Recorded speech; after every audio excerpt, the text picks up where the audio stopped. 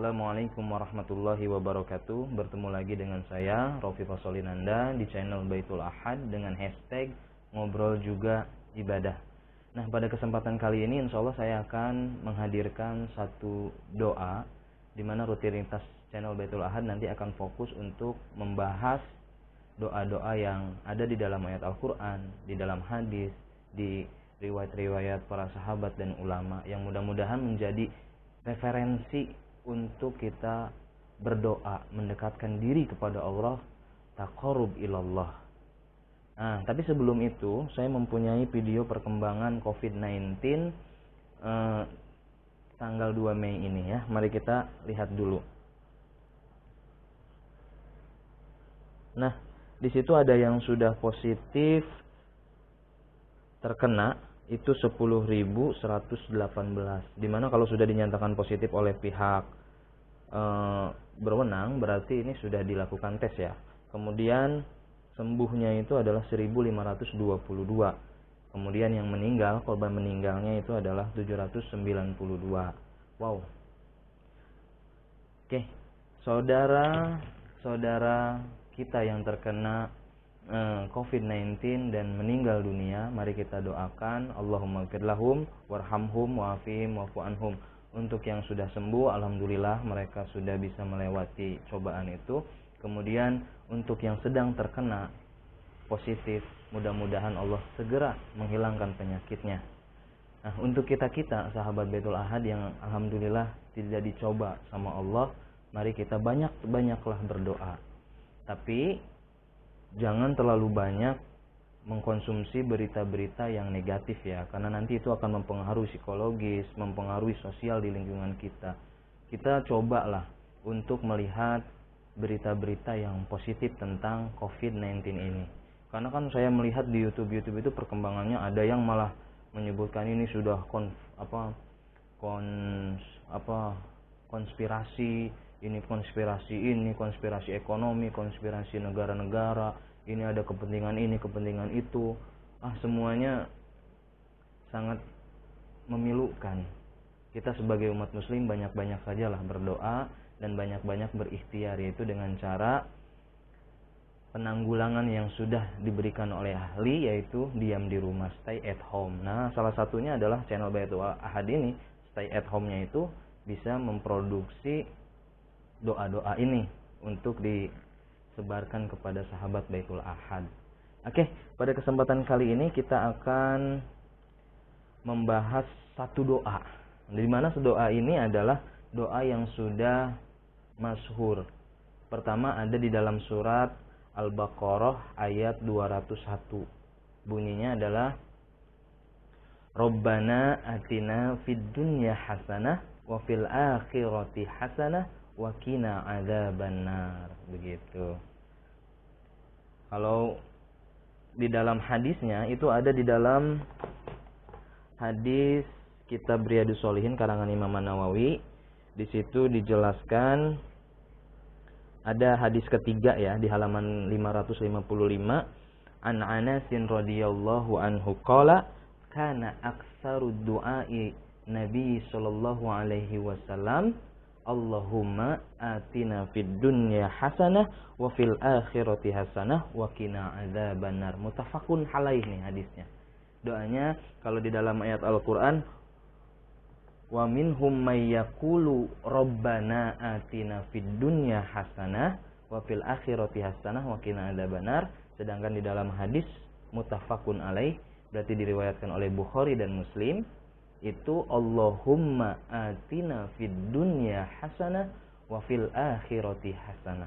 Rabbana atau Allahumma, ya Allah, atina, datangkanlah kepada kami fid dunya hasanah, di dunia itu sebuah kebaikan, wa fil akhirati hasanah wa qina adzabannar, dan datangkanlah kebaikan pula di akhirat, wa qina, dan lindungilah kami dan jauhkanlah kami dari adzabannar, dari siksa api neraka. Nah, itulah doa yang sering kita sebut dengan doa sapu jagat. Kenapa orang Indonesia menyebutnya doa sapu jagat? Karena doa yang paling banyak diucapkan oleh Nabi Muhammad SAW itu adalah doa ini yang diriwayatkan tadi oleh Anas bin Malik. Kita perlu tahu dulu siapa Anas bin Malik. Anas bin Malik itu ketika Rasulullah wafat ya, umurnya itu kurang lebih 20 tahunan. Nah, dari kecil, dari umur 10 tahunan, beliau sudah ikut dengan Rasulullah SAW, membantu Rasulullah dari mulai ya orang yang suka membantu di rumah Rasulullah lah. Nah, oleh sebab itulah Anas bin Malik ini mempunyai riwayat hadis yang banyak, termasuk kategori sahabat yang banyak meriwayatkan hadis, ketiga sahabat yang banyak meriwayatkan hadis. Kemudian zada Muslimun, kemudian menambahkan Imam Muslim fi riwayatihi, di dalam riwayatnya bahwa kana Anasun, terbukti Anas bin Malik itu idza arada an yad'uwa bid'awatin da'a biha. Apabila Anas bin Malik itu berdoa selalu dengan doa Rabbana atina fid dunya hasanah. Fa idza arada an yad'uwa da'a biha fihi. Dan apabila dia berdoa dengan doa yang lain, Anas itu selalu menyisipkan doa atina fid dunya hasanah wa fil akhirati hasanah di doa yang lain itu. Intinya mah doa itu nggak pernah ditinggalkan dalam doa apapun Anas bin Malik. Kenapa selain itu doa sapu jagat juga yang sering banyak didoakan oleh Nabi Muhammad SAW?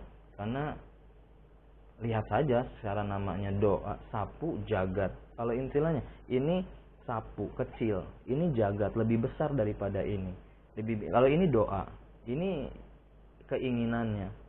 Maka dengan sapu yang kecil ini bisa menyapu semua. Intinya doa sapu jagat itu mempunyai kata-kata yang sungguh-sungguh simple tetapi mencakup semua.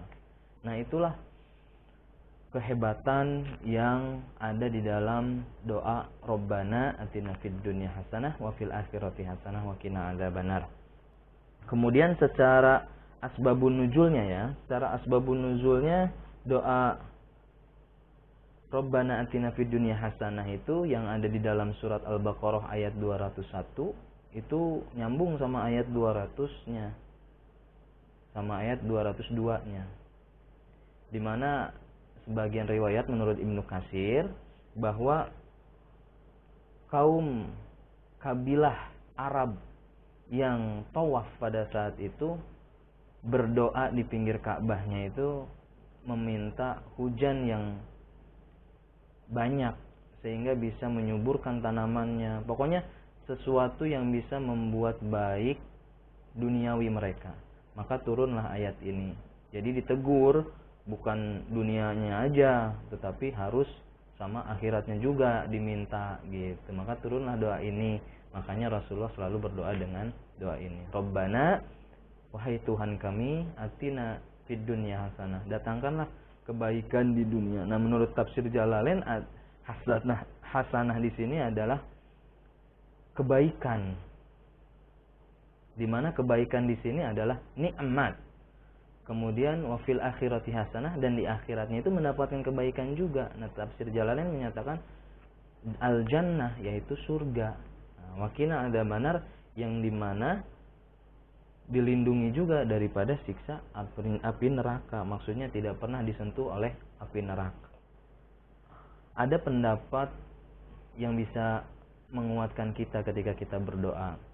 Salah satunya adalah pendapat kebaikan di situ kebaikan apa sih? Yaitu tafsiran Ibnu Umar. Ibnu Umar mengatakan bahwa kebaikan di situ adalah mempunyai anak-anak yang baik, yang soleh, yang disiplin, yang nurut gitu. Nah, kemudian para ahli tafsir juga menyatakan bahwa tidak akan keluar daripada 3 dimensi. Dimensi fisik, dimensi batin, dan dimensi sosial. Ya, ekonomi sosial seperti itulah.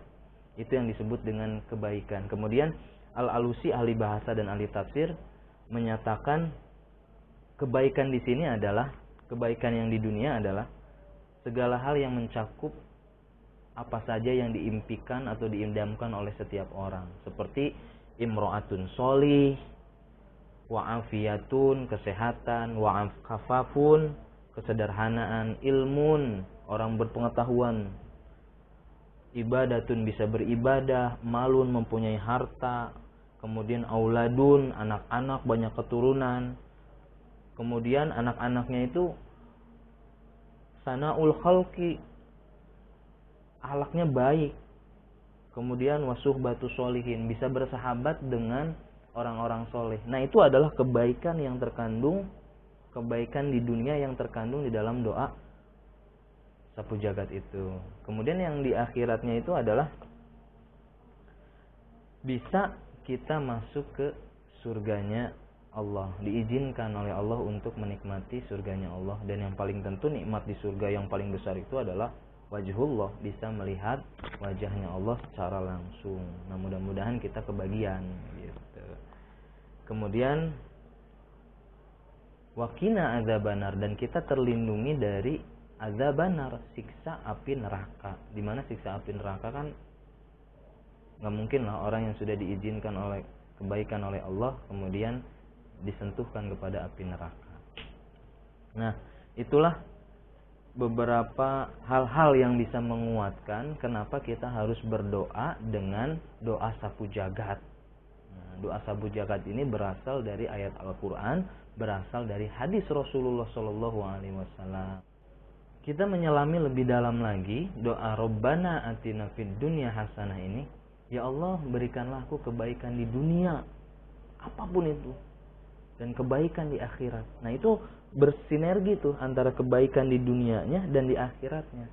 Ketika Allah sudah mengizinkan orang ini untuk baik di dunia, maka apapun yang terjadi pada orang ini pada dasarnya untuk menjadikan dia baik nanti di akhirat. Jadi akan bersambung, akan bersinergi antara kebaikan di dunia dan kebaikan di akhirat. Tuh. Karena apapun yang dia lakukan akan ditakdirkan oleh Allah Subhanahu wa taala itu dengan sesuatu hal yang baik. Contohnya, lagi naik motor, ban kita kempes. Tapi karena kita diciptakan sebagai orang yang baik, maka Allah mengizinkan kita menjadi orang yang baik, bukan sumpah serapah, bukan caci maki terhadap takdir kempes ban ini. Tetapi yang hadir apa? Subhanallah, ya Allah, ini kenapa motor saya? Penyikapan yang lebih baik intinya, gitu. Nah, mudah-mudahan dengan kita banyak berdoa Rabbana atina fid dunya hasanah wa fil akhirati hasanah wa qina adzabannar, kita bisa diizinkan oleh Allah Subhanahu wa taala untuk menjadi orang yang baik. Ketika Allah sudah mengizinkan kita menjadi orang yang baik, maka siapapun, apapun tidak akan ada yang bisa untuk menghalangi kita menjadi orang yang jelek. Dan apapun yang hadir di kehidupan kita, semuanya akan berubah menjadi baik. Karena Allah nggak akan memberi celah kepada hamba yang udah diizinkan untuk menjadi baik untuk dia berbuat jelek dengan situasi-situasi yang ada. Bahkan ketika Allah sudah mengizinkan kepada orang itu untuk menjadi baik, dia ada di lingkungan yang jelek, maka Allah akan merubah lingkungan yang besar itu jelek akan menjadi baik untuk menyesuaikan dengan dirinya. Begitu. Nah, mudah-mudahan kita bisa seperti itu ya. Amin ya rabbal alamin. Silahkan diamalkan. Karena ini masyhur, karena ini dianjurkan oleh Nabi Shallallahu alaihi wasallam. Dan poin yang berikutnya adalah kenapa kita harus berdoa Rabbana atina fid dunya hasanah wa fil akhirati hasanah wa qina adzabannar ini. Karena kita mau ngikutin siapa lagi? Rasul aja berdoa pakai itu. Nah, kita berdoa pakai itu aja supaya sama kayak Rasul. Mencoba untuk meneladani Rasulullah Shallallahu alaihi wasallam. Berarti Rabbana atina fid dunya hasanah wa fil akhirati hasanah wa qina adzabannar. Terima kasih. Ngobrol juga ibadah itu sampai sini aja ya. Mudah-mudahan bisa diamalkan. Nantikan doa-doa berikutnya. Kemudian kalau ada kesalahan silahkan dikoreksi aja di komen. Kemudian kalau ada permintaan doa apa, Silahkan ditulis juga di komen, karena saya juga perlu masukan untuk doa apa nih yang enak. Terima kasih. Sekian dari saya. Assalamualaikum warahmatullahi wabarakatuh.